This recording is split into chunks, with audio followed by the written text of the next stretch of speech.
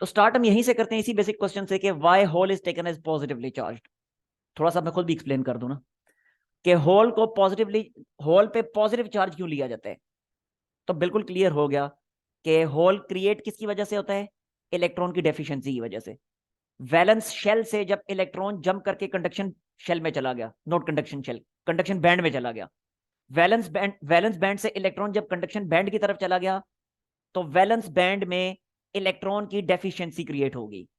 जब इलेक्ट्रॉन की deficiency create होगी, तो हमें पता है कि एटम में से जब इलेक्ट्रॉन निकलता है, तो एटम में से इलेक्ट्रॉन निकलने से एटम पे कौन सा चार्ज आ जाता है, पॉजिटिव चार्ज। तो अब जैसे ही इलेक्ट्रॉन निकला, इलेक्ट्रॉन के निकलने से होल क्रिएट हुआ, और साथ ही एटम पे पॉजिटिव चार्ज आ गया।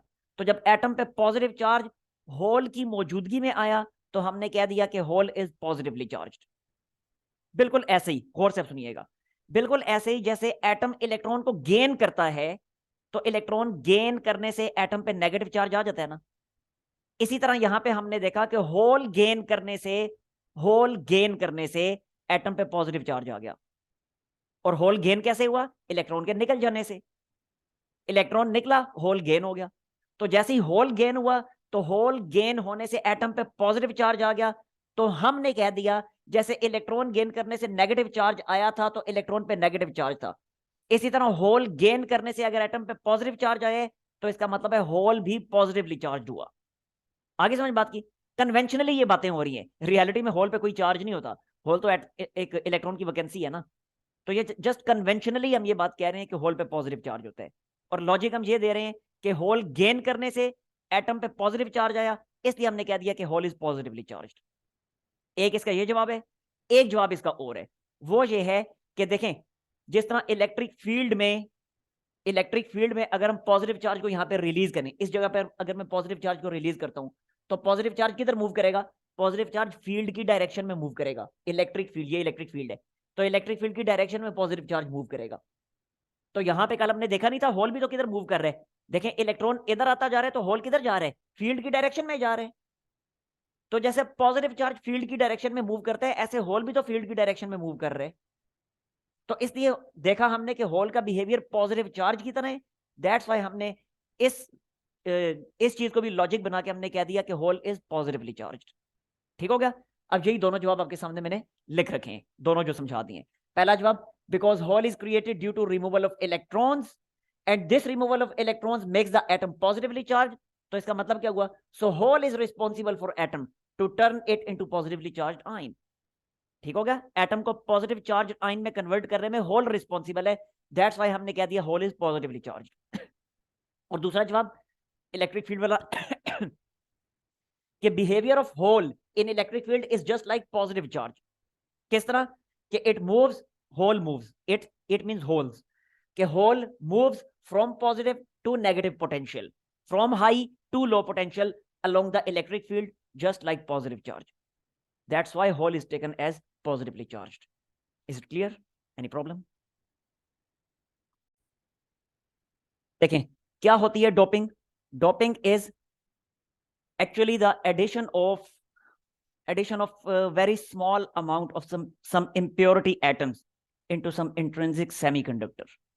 ठीक हो गया, किसी भी इंट्रिंसिक सेमीकंडक्टर में, यानी प्योर सेमीकंडक्टर में अगर हम कुछ इंप्योरिटी एटम्स ऐड करवा देते हैं, तो ये जो प्रोसेस है इंप्योरिटी एटम्स को ऐड करवाने का, this is called doping.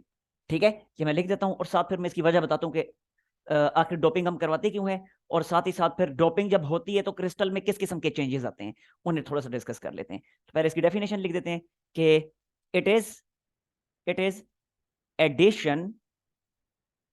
Addition of very small amount, कितनी स्मॉल अमाउंट वो भी अभी बताता हूं। It is addition of very small amount of some impurity atoms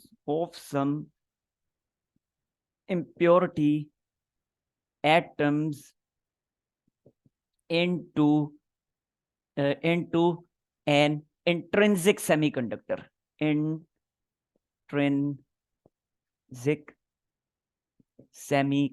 crystal, यानी प्योर सेमीकंडक्टर। इंट्रिंसिक का मतलब प्योर, कल देख चुके हैं हम, ठीक है ना। किसी भी प्योर सेमीकंडक्टर क्रिस्टल में जब कुछ इंप्योरिटी एटम्स हम ऐड करवाते हैं, तो इस प्रोसेस को कहा जाता है doping. It is addition of very small amount of some impurity atoms into an intrinsic semiconductor crystal is called doping. अच्छा, जब impurity atoms ऐड हो गए, अब वो प्योर तो नहीं रहा ना, पहले जब प्योर था तो इंट्रिंसिक था, तो जब impurity atom ऐड हो गए तो अब तो वो प्योर थोड़ी है, अब जब प्योर नहीं है तो उसको क्या नाम दिया जाएगा, अब उसको नाम दिया जाएगा एक्सट्रिंसिक सेमीकंडक्टर। ठीक है, तो this impure semiconductor crystal, this impure semiconductor crystal is called extrinsic semiconductor, extrinsic semiconductor। अब इसको extrinsic semiconductor कहा जाएगा। समझ आ गई बात की? अच्छा जी, अब ये की क्यों जाती है डोपिंग, अब ये मैं आपको बता देता हूं। Doping is achieved to increase the conductivity of semiconductor crystal, semiconductor crystal की कंडक्टिविटी को इंक्रीज करवाने के लिए। अब यहां पे सवाल पैदा होगा, पहले मैं लिख दूं और फिर देखो ना जरा, सवाल तो आप लोगों को पूछना चाहिए ना। आप लोगों के दिमाग में कोई सवाल आ रहा है, नहीं आ रहा? आ रहे तो पूछें जी, पूछें कोई सवाल, देखूं क्या सवाल आप लोगों के दिमाग में आ रहे हैं। नहीं आ रहा, कोई हाल नहीं है कसम से। Doping is achieved to increase conductivity, नहीं ये कंडक्टिविटी को इंक्रीज करवाने के हवाले से कोई सवाल आपके ज़हन में नहीं आ रहा? Doping is achieved to increase conductivity of semiconductor, कोई हाल नहीं है। आप लोगों को सवाल पूछना चाहिए कि आखिर यहाँ पे कंडक्टिविटी को इंक्रीज करवाने के लिए डोपिंग ही क्यों करवाई जा रही है, क्यों इतना तरद्दुद किया जा रहा है? कंडक्ट पहले से जो है वो कंडक्टर्स मौजूद हैं, मेटल्स मौजूद हैं कि जिनकी काफी हाई कंडक्टिविटी है, उन्हें क्यों नहीं यूज कर लिया जाता? ये सवाल आप लोगों को पूछना चाहिए था। यहाँ पे डोपिंग क्यों करवाई जा रही है सेमीकंडक्टर की कंडक्टिविटी को इंक्रीज करवाने के लिए? तो इसका जवाब ये है कि हम कंडक्टिविटी थोड़ी सी इंक्रीज करवाना चाहते हैं, बहुत ज्यादा नहीं इंक्रीज करवाना चाहते। कंडक्टर्स की बहुत ज्यादा होती है कंडक्टिविटी, हमें कंडक्टिविटी ऐसी चाहिए कि जिसकी इंट्रिंसिक सेमीकंडक्टर से कंडक्टिविटी ज्यादा हो लेकिन कंडक्टर से बहुत कम हो, तो फिर इसी मेथड के थ्रू करवाई जाती है। अब अगला सवाल ये पैदा होता है कि क्यों थोड़ी सी क्यों इंक्रीज करवाना चाहते हैं, उससे क्या फायदा होगा? तो उसका फायदा आगे जब चैप्टर चलेगा तो फिर आपको पता चलेगा, अब यहाँ पे सारा कुछ मैं नहीं बता सकता। ठीक हो गया? तो doping is achieve to increase the conductivity of semiconductor crystal, semiconductor crystal की कंडक्टिविटी को इंक्रीज करवाने के लिए डोपिंग करवाई जाती है। अच्छा, फर्दर अब इस चीज को देखें कि जो ओरिजिनल सेमीकंडक्टर है, ओरिजिनल सेमीकंडक्टर यानी जो हमारा इंट्रिंसिक सेमीकंडक्टर था जिसमें इंप्योरिटीज को हम ऐड करवा रहे हैं, उस ओरिजिनल सेमीकंडक्टर क्रिस्टल के जो एटम्स हैं those are called host atoms. ठीक हो गया? तो atoms of original crystal, original atoms of original crystal are called, क्यों नहीं लिख रहा, crystal are called host atoms, ये होस्ट एटम्स कहलाते हैं। ठीक हो गया? ओरिजिनल सेमीकंडक्टर क्रिस्टल के एटम्स होस्ट एटम्स कहलाते हैं, जबकि जो एटम्स हम ऐड करवा रहे हैं, जो इंप्योरिटी एटम्स हम ऐड करवा रहे हैं, उनको डोपेंट्स कहा जाता है। ठीक हो गया? impurity atoms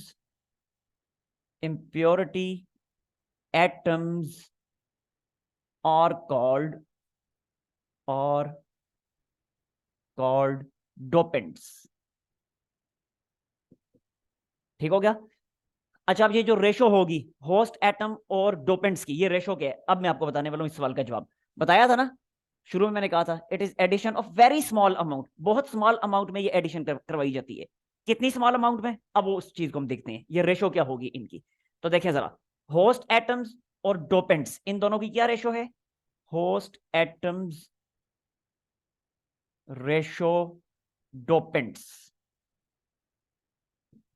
क्या इनकी रेशो होगी? That will be equal to 10⁻⁶ ratio 1। मतलब क्या? मतलब ये कि 10 लाख होस्ट, जब इंप्योरिटी हम करवाएंगे तो हमने रेशो क्या रखनी है? कि हर 10 लाख होस्ट एटम्स के लिए सिर्फ एक डोपेंट का एटम होना चाहिए। आगे समझ, हर 10 लाख होस्ट एटम्स के लिए, 10⁶ 10 लाख होता है ना, तो हर 10 लाख होस्ट हर 10 लाख होस्ट एटम्स के लिए एक डोपेंट का एटम होना चाहिए। तो इस रेशो में आपने डोपिंग करवानी है। हाँ जी, क्लियर हुई ये चीज? Yes sir. अच्छा, अब जरा देखते हैं कि जब आपने डोपिंग करवानी है तो कौन कौन से इंप्योरिटी एटम्स आप यूज कर सकते हैं। तो इंप्योरिटी एटम्स जो हम यूज करते हैं वो यूज करते हैं पेंटावैलेंट जर्मेनियम। और ट्राईवैलेंट। पेंटावैलेंट और ट्राईवैलेंट। पेंटावैलेंट मींस पांचवें ग्रुप के जो एटम्स हैं, पीरियोडिक टेबल के पांचवें ग्रुप के एटम्स, वो पेंटावैलेंट कहलाते हैं। और trivalent means periodic group, periodic table के थर्ड ग्रुप के जो एलिमेंट्स हैं, दोज आर कॉल्ड ट्राईवैलेंट्स। इनकी डोपिंग करते हैं। ठीक हो गया? अब क्यों पेंटावैलेंट की करते हैं, क्यों ट्राईवैलेंट की करते हैं, थोड़ा सा चैप्टर आगे चलने दें, फिर ये सवाल मुझे याद करवाइएगा, फिर मैं इसका जवाब दूंगा। अभी नहीं मैं जवाब दे सकता, आपको कुछ समझ नहीं आएगी, ऐसे एक लंबी कहानी शुरू हो जाएगी। ठीक हो गया? तो impurity atoms are, impurity atoms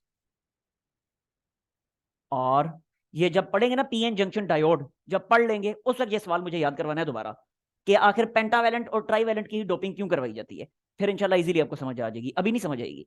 तो इम्प्योरिटी एटम्स आर यूजुअली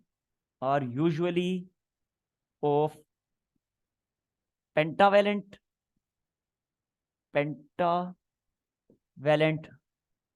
और ट्राईवैलेंट। आगे समझ बात की? इंप्योरिटी एटम्स जो होंगे वो या तो पेंटावैलेंट होंगे या फिर ट्राईवैलेंट होंगे। एक बात और, एक बात और, ये गौर से सुनिएगा, आगे चल के समझ भी आके आपको आ जाएगी, अभी शायद ना भी आए। वो ये कि इंट्रिंसिक सेमीकंडक्टर के केस में हमने देखा था ना, कल देखा था, कि अगर इंट्रिंसिक सेमीकंडक्टर है तो कंडक्शन बैंड में जितने फ्री इलेक्ट्रॉन्स होते हैं उतने ही वैलेंस बैंड में होल्स होते हैं। कल ही इसको एक्सप्लेन भी कर दिया था। क्यों बराबर होते हैं, दोबारा एक दफा बता देता हूं। क्योंकि वैलेंस बैंड से इलेक्ट्रॉन जंप करके कंडक्शन बैंड में गया ना, तो अगर वैलेंस बैंड से एक इलेक्ट्रॉन कंडक्शन बैंड में गया तो पीछे वैलेंस बैंड में एक होल क्रिएट हुआ। वैलेंस बैंड से अगर दो इलेक्ट्रॉन जंप करके कंडक्शन बैंड में चले गए तो वैलेंस बैंड में दो होल्स क्रिएट हुए। आगे समझ? तो जितने कंडक्शन बैंड में फ्री इलेक्ट्रॉन्स थे उतने ही वैलेंस बैंड में होल्स थे। किस केस के लिए? इंट्रिंसिक सेमीकंडक्टर के लिए। लेकिन अब वो सेमीकंडक्टर इंट्रिंसिक नहीं है बल्कि अब एक्सट्रिंसिक बन चुके हैं, अब इंप्योरिटी ऐड हो चुकी है। तो अब जो है नंबर ऑफ इलेक्ट्रॉन्स और नंबर ऑफ होल्स इक्वल नहीं होंगे। ठीक हो गया? तो in extrinsic semiconductor, in extrinsic semiconductor,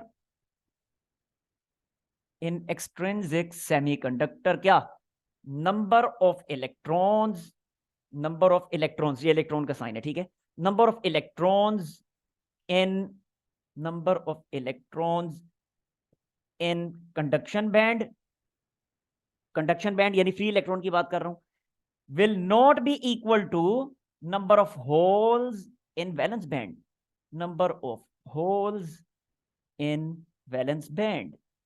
तो अब जो है कंडक्शन बैंड और वैलेंस बैंड जो है, कंडक्शन बैंड के इलेक्ट्रॉन्स और वैलेंस बैंड के होल्स अब ये आपस में इक्वल नहीं रहेंगे।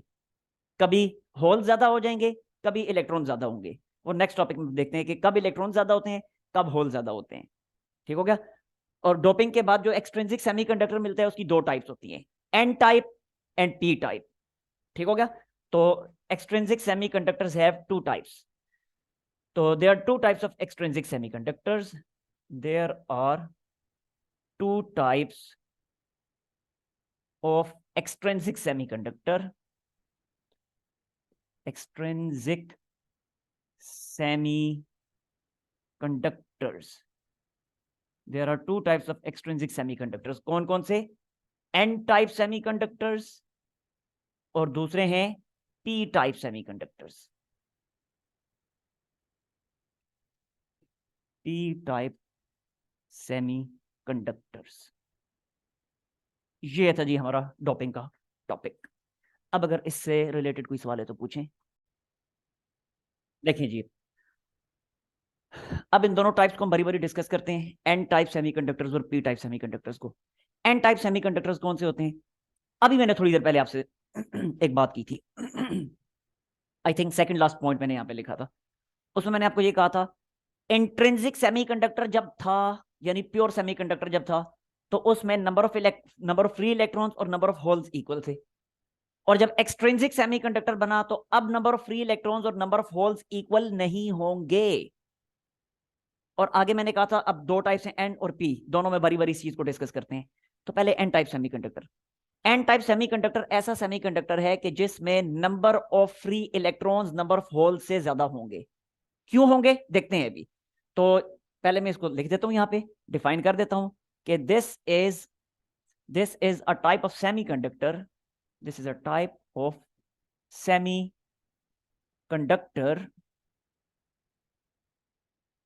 where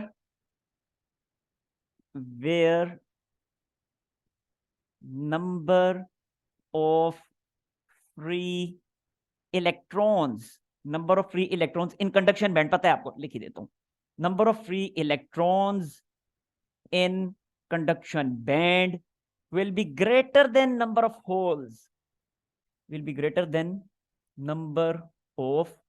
holes, in valence band। आई समझ? Number of free electrons number of hole से ज्यादा होंगे, इसलिए इस क्रिस्टल को, इस सेमीकंडक्टर को एन टाइप सेमीकंडक्टर कहते हैं। N stands for negative, N stands for negative, ठीक हो गया? N stands for negative, N stands for negative. But it doesn't mean कि सेमीकंडक्टर ओवरऑल नेगेटिवली चार्ज्ड हो गया। ओवरऑल वो नेगेटिवली चार्ज नहीं हुआ। आखिर में बताता हूं इसके आखिर में नेगेटिवली चार्ज कैसे नहीं हुआ। इसको हमने फिर एन टाइप का नाम क्यों दिया? एन टाइप का नाम हमने इसको इसलिए दिया कि देखें पूरे सेमीकंडक्टर क्रिस्टल में दो किस्म के चार्ज कैरियर्स हैं।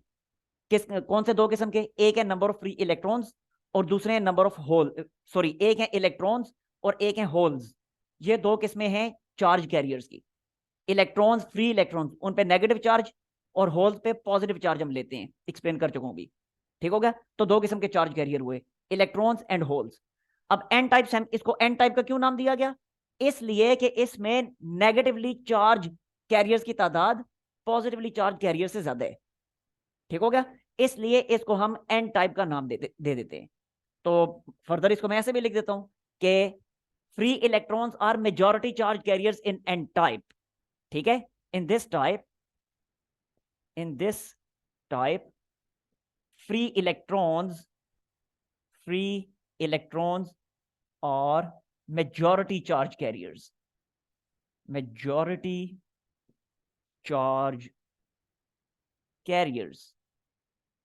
इसमें फ्री इलेक्ट्रॉन्स जो है वो मेजॉरिटी चार्ज कैरियर्स हैं, जबकि होल्स जो हैं वो माइनॉरिटी चार्ज कैरियर्स हैं, while holes are minority charge carriers, minority charge carriers. आगे समझ बात की? ये तो हमने इसको डिफाइन कर दिया कि एन टाइप सेमीकंडक्टर होता क्या है। तो देख लिया, एक्सट्रिंसिक सेमीकंडक्टर की फर्स्ट टाइप है एन टाइप सेमीकंडक्टर, कि जिसमें number of free electrons number of holes equal नहीं होंगे। इस केस में नंबर ऑफ फ्री इलेक्ट्रॉन्स ज्यादा होंगे नंबर ऑफ होल से। क्यों होंगे अभी देखते हैं। तो लिहाजा इसलिए क्योंकि नंबर ऑफ फ्री इलेक्ट्रॉन ज्यादा है, इसलिए हम कह देते हैं कि free electrons are majority charge carriers and holes are minority charge carriers. अब क्योंकि फ्री इलेक्ट्रॉन्स पे पॉजिटिव, फ्री इलेक्ट्रॉन्स पे नेगेटिव चार्ज होता है, होल्स पे पॉजिटिव चार्ज होता है, फ्री इलेक्ट्रॉन ज्यादा हैं, इसलिए इस क्रिस्टल को एन टाइप यानी नेगेटिव टाइप सेमीकंडक्टर का नाम दिया। बट इट डजंट मीन कि crystal as a hole negative बन गए। नेगेटिव नहीं बना। आखिर में इस चीज को डिस्कस करते हैं कैसे नेगेटिव नहीं बना। तो अभी हम पहले अब ये देख लेते हैं कि आखिर ये एन टाइप सेमीकंडक्टर क्रिस्टल बनता कैसे है, ठीक हो गया? तो ये बनता कैसे है? ये बनता है जब हम पेंटावैलेंट की डोपिंग करते हैं, ठीक हो गया? N type forms due to doping of pentavalent,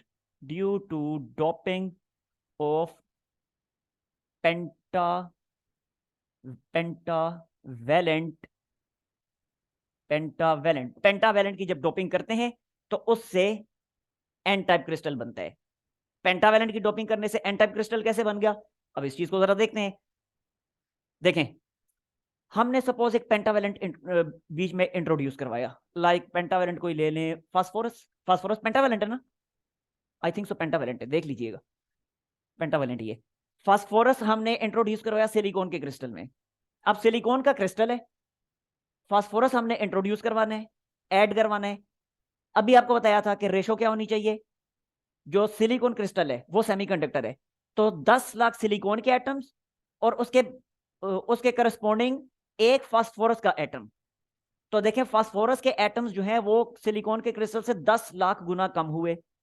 तो जब वो 10 लाख गुना कम हुए तो इसका मतलब क्या है, जैसे ही फास्फोरस का एटम इन होगा उसको सिलिकॉन मिलकर सराउंड कर लेंगे। ठीक हो गया, तो कुछ इस तरह की सिचुएशन बनेगी, लाइक ऐसे देखें, ये एक फास्फोरस का एटम होगा और इसको चारों तरफ से सिलिकॉन घेर लेंगे। एक इधर आ गया सिलिकॉन, एक इधर आ गया सिलिकॉन, एक ऊपर सिलिकॉन, एक नीचे सिलिकॉन, इस तरह की जो है ना सिचुएशन बनेगी। ये तो एक फास्फोरस का मैंने बताया। क्रिस्टल में जितने भी फास्फोरस होंगे उन तमाम फास्फोरस के लिए ऐसी सिचुएशन बनेगी। ठीक हो गया, वजह उसकी क्या है, वजह उसकी ये है, फिर मैं यहां पे भी लिख देता हूं कि सिलिकॉन रेशो फास्फोरस क्या रखनी है हमने, ये रखनी है ऑफ द ऑर्डर ऑफ 10 की पावर 6 रेशो 1, यानी एक फास्फोरस का एटम तो उसके बदले में 10 लाख सिलिकॉन के एटम्स। तो अब सिलिकॉन के एटम्स बहुत ज्यादा हैं, तो इसलिए जितने भी फास्फोरस इन होंगे उन तमाम फास्फोरस को इस तरह की सिचुएशन का सामना करना पड़ेगा, यानी उनको सिलिकॉन घेर लेंगे। अब फास्फोरस के आखिरी शेल में कितने इलेक्ट्रॉन्स हैं, 5 इलेक्ट्रॉन्स। तो जब 5 इलेक्ट्रॉन्स हैं वो क्या करेगा, जरा गौर से देखिएगा, ये सिलिकॉन भी आएगा बॉन्ड बनाने के लिए, ये सिलिकॉन भी आएगा बॉन्ड बनाने के लिए, ये सिलिकॉन भी आएगा बॉन्ड बनाने के लिए, ये सिलिकॉन भी आएगा बॉन्ड बनाने के लिए। नतीजा क्या होगा जरा देखें। अब ये फास्फोरस के आखिरी शेल में कितने हैं, 5 इलेक्ट्रॉन्स हैं, बार बार कह रहा हूं 5 इलेक्ट्रॉन्स। ठीक हो गया, अब फास्फोरस क्या करेगा, अपना एक इलेक्ट्रॉन इस सिलिकॉन के साथ शेयर करेगा। एक मिनट, पहले सिलिकॉन के मैं इलेक्ट्रॉन्स यहां पे ड्रॉ कर लो। ये सिलिकॉन का इलेक्ट्रॉन, ये सिलिकॉन का इलेक्ट्रॉन, ये सिलिकॉन का इलेक्ट्रॉन, ये सिलिकॉन का इलेक्ट्रॉन। ठीक हो गया, अब फास्फोरस के 5 इलेक्ट्रॉन्स, तो फास्फोरस अपना एक इलेक्ट्रॉन इसके साथ शेयर करेगा, कहेगा लो भाई ये मेरा इलेक्ट्रॉन है, बॉन्डिंग होगी। इसी तरह इस सिलिकॉन के साथ शेयर करेगा, लो भाई ये मेरा इलेक्ट्रॉन है, ये बॉन्डिंग होगी। इसके साथ शेयर करेगा, ये मेरा इलेक्ट्रॉन है, बॉन्डिंग होगी। इसके साथ शेयर करेगा, मेरा इलेक्ट्रॉन है, बॉन्डिंग होगी। अब ये 4 इलेक्ट्रॉन्स तो फास्फोरस ने यूज कर लिए बॉन्डिंग में, 5वां इलेक्ट्रॉन फास्फोरस का किधर गया, वो 5वां इलेक्ट्रॉन जो होगा फास्फोरस का वो ये यहां से निकल के वो जा रहा है, क्योंकि इसको बॉन्डिंग के लिए कोई भी सिलिकॉन नहीं मिला। ठीक हो गया, तो जब बॉन्डिंग के लिए कोई इलेक्ट्रॉन नहीं मिला, अब ये नहीं कह देना आपने कि नहीं 5वां सिलिकॉन आके उसके साथ बॉन्ड बना लेगा। 5वां सिलिकॉन अगर आके बॉन्ड बना लेगा, फास्फोरस के 5 पहले ही हैं, बाकी 5 सिलिकॉन के साथ अगर वो बॉन्ड बनाते हो आखिरी शेल में 10 हो जाएंगे फिर, हालांकि आखिरी शेल में 8 होते हैं, 10 नहीं होते, पता है आपको। ठीक हो गया, तो इसलिए अब ये 5वां इलेक्ट्रॉन फास्फोरस का बॉन्ड बनाने के काबिल नहीं रहा, लिहाजा वो निकलेगा और कहां पे चला जाएगा, कंडक्शन बैंड में चला जाएगा। ठीक हो गया, तो ये इलेक्ट्रॉन कहां चला गया, ये इलेक्ट्रॉन चला गया, ये इलेक्ट्रॉन चला गया, moves towards conduction band, moves towards conduction band. तो ये इलेक्ट्रॉन चला गया कंडक्शन बैंड में। आगे समझ बात की। अब जरा देखें, जब एक फास्फोरस ने बॉन्ड बनाया सिलिकॉन के साथ, तो उस एक फास्फोरस ने एक इलेक्ट्रॉन कंडक्शन बैंड को गिफ्ट कर दिया, लेकिन क्या यहां पे कोई होल अभी तक प्रोड्यूस हुआ, कोई होल प्रोड्यूस नहीं हुआ। तो इसका मतलब है कि इसका मतलब यह हुआ कि होल्स हमेशा तादाद में कम होंगे, इलेक्ट्रॉन ज्यादा होंगे। होल तब बनेगा, होल कब बनेगा, होल तब बनेगा कि जब यहां से एक इलेक्ट्रॉन निकल के एनर्जी गेन करके इलेक्ट्रॉन यहां से निकल के ऊपर चला जाए। ठीक हो गया, अब फर्ज कर लेना थोड़ी देर के लिए, चलें मान लिया, अब ये वाला जो इलेक्ट्रॉन था ये यहां से निकला और यहां पे पीछे उसने एक होल क्रिएट कर दिया, ये इलेक्ट्रॉन यहां से निकल के ऊपर चला गया, ये इलेक्ट्रॉन निकल के ऊपर चला गया, लेकिन ये कौन सा इलेक्ट्रॉन है, ये है थर्मल इलेक्ट्रॉन। थर्मल मींस ये कैसे फ्री इलेक्ट्रॉन में कन्वर्ट हुआ, एनर्जी गेन करके। थर्म स्टैंड्स फॉर हीट, पता है आपको, तो ये थर्मल इलेक्ट्रॉन है, यानी इसने एनर्जी गेन की और बॉन्ड ब्रेक करके बाहर निकल गया। So this is thermal electron, यहां पे मैं लिख देता हूं, दिस इज थर्मल इलेक्ट्रॉन। वो कौन सा इलेक्ट्रॉन था, वो फास्फोरस का इलेक्ट्रॉन था। ठीक है, तो ये कौन सा इलेक्ट्रॉन है, ये फास्फोरस का इलेक्ट्रॉन है। लिख देता हूं मैं यहां पे डिफरेंट कलर से कि this is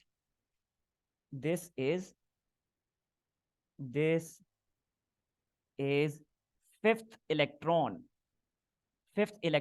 of phosphorus. P, capital P बस लिख दिया, काफी इतना। This is fifth electron of phosphorus. अब जरा देखें, अब इलेक्ट्रॉन कितने हमें मिल गए, 1 2, होल कितने मिले? 1। तो इसका साफ मतलब क्या हुआ? इसका साफ मतलब ये हुआ कि इलेक्ट्रॉन्स हमेशा होल से ज्यादा ही होंगे। तो जब इलेक्ट्रॉन्स हमेशा होल से ज्यादा होंगे तो यहाँ पे यही तो मैंने कहा था कि number of free electrons in conduction band will always be greater than number of holes in valence band. ठीक हो गया? तो अब क्योंकि number of free electrons number of hole से ज्यादा हैं, इसलिए इस टाइप को, सेमीकंडक्टर की इस टाइप को कहा जाता है नेगेटिव टाइप सेमीकंडक्टर, यानी एन टाइप सेमीकंडक्टर्स। समझ आ गई ना बात की? यस, क्लियर हुआ ये? हाँ जी, बता देना। Yes sir. ओके, अच्छा ये चीज तो क्लियर होगी कि एन टाइप में कन्वर्ट कैसे होता है। अब फर्दर देखते हैं कि ये इलेक्ट्रॉन, जो एक्स्ट्रा इलेक्ट्रॉन था फास्फोरस का, पेंटावैलेंट का जो एक्स्ट्रा इलेक्ट्रॉन है, उस पेंटावैलेंट के एक्स्ट्रा इलेक्ट्रॉन को कहा जाएगा डोनर। सॉरी, इलेक्ट्रॉन को नहीं डोनर कहा जाएगा, पेंटावैलेंट को डोनर कहा जाएगा। क्यों? क्योंकि वह एक इलेक्ट्रॉन डोनेट कर देता है कंडक्शन बैंड की तरफ। ठीक हो गया? तो ये चीज मैं यहां पे लिख देता हूं कि pentavalent pentavalent is called donor. वजह उसकी, as it donates free electron in conduction band, क्योंकि ये कंडक्शन बैंड में फ्री इलेक्ट्रॉन डोनेट कर देता है। समझ आ गई बात की? तो बिल्कुल क्लियर है कि जितने पेंटावैलेंट एटम्स हम इंट्रोड्यूस करवाएंगे उतने ही फ्री इलेक्ट्रॉन्स भी हमें मिल जाएंगे। 0 केल्विन की बात कर रहा हूं, क्योंकि 0 केल्विन पे थर्मल इलेक्ट्रॉन्स नहीं पाए जाते। ठीक है? तो अगर 0 केल्विन पे मैं डोपिंग करवाता हूं पेंटावैलेंट की, तो जितने पेंटावैलेंट में इंट्रोड्यूस करवाऊंगा उतने ही मुझे फ्री इलेक्ट्रॉन्स भी मिलेंगे। तो ये चीज भी मैं यहां पे लिख देता हूं कि एट 0 केल्विन क्या, at 0 kelvin number of donor atoms will be equal to number of free electrons. Free electrons जो हैं वो डोनर एटम्स के इक्वल होंगे 0 केल्विन पे, और 0 केल्विन पे कोई होल फिर मौजूद नहीं होगा। ठीक है? क्योंकि 0 केल्विन पे सारे के सारे इलेक्ट्रॉन्स बॉन्डिंग में इंगेज्ड हैं। तो जब सारे इलेक्ट्रॉन्स बॉन्डिंग में इंगेज्ड हैं, किसी इलेक्ट्रॉन ने बॉन्ड ब्रेक नहीं किया, तो इसका मतलब है कोई होल 0 केल्विन पे नहीं होने वाला। ठीक हो गया? And no hole at 0 kelvin. हाँ जी, ये चीजें क्लियर हो गई आपको? मीटिंग का भी आखिरी मिनट ही चल रहा है, बस लें इसका स्क्रीनशॉट और